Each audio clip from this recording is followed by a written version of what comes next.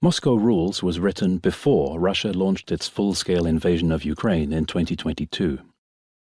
For many people, the invasion marked a watershed between a Europe that was at peace before 2022 and a continent that rediscovered the horror and brutality of warfare afterwards. Perhaps for most ordinary citizens across the continent, the invasion came as a shocking, inexplicable event.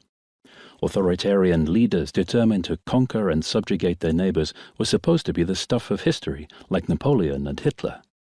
So when Vladimir Putin demonstrated that Europe is under threat from the same ambition today, it was hard to comprehend, both for ordinary people and for the diplomats and government officials that were supposed to decide how to respond to this new reality.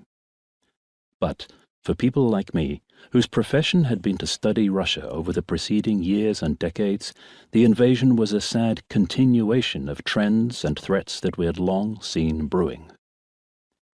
That comes through clearly when rereading the text of Moscow Rules today. In fact, it's probably fair to say that anybody that had read this book before 2022 would have been far less surprised when Russia eventually acted on some of the principles it describes and launched its full-scale war. Time and again, the book describes a situation developing which, if not resolved, would lead to open conflict, and now, indeed, it has done so. And as the book repeatedly emphasizes, the reason why Russia's behaviors could be predicted is because they have been so very consistent in the past. The historical parallels that occur throughout the book are as relevant today as they were in 2021 or throughout the 20th century. The fundamental contradictions between Russia and Europe and Russia and the West that I laid out in this book set the conditions for conflict because they're founded on irreconcilable differences.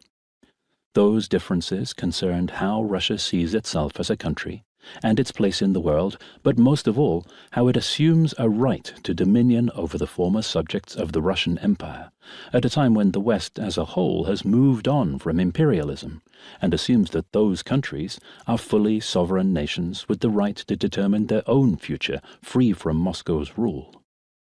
Those two concepts of statehood are entirely incompatible, and so Russia decided to assert its own idea of what it is entitled to through military force.